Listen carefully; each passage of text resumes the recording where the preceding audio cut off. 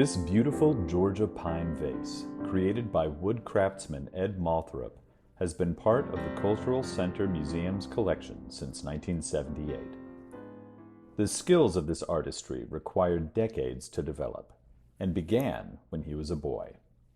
Moulthrop was born in 1916 in New York and brought up in Ohio. He sold magazines to earn money for his first lathe and purchased it from Popular Mechanics magazine when he was just 15 years old.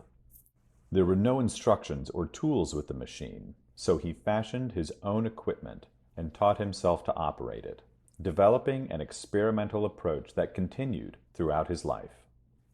After earning degrees in architecture and fine arts, he taught architecture at the Georgia Institute of Technology in Atlanta and then practiced as an architect.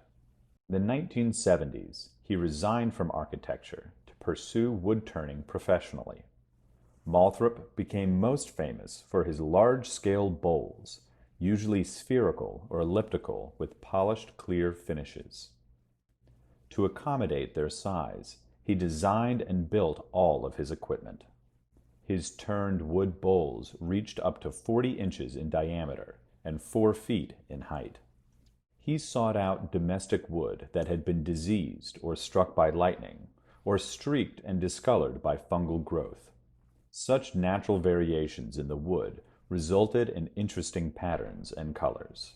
He developed shapes and finishes that revealed what he called the myriad complexities, the subtle or exotic range of colors, and the etching-like patterns of growth rings.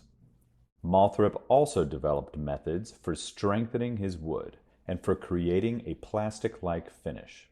He would first turn the wood to create a rough form,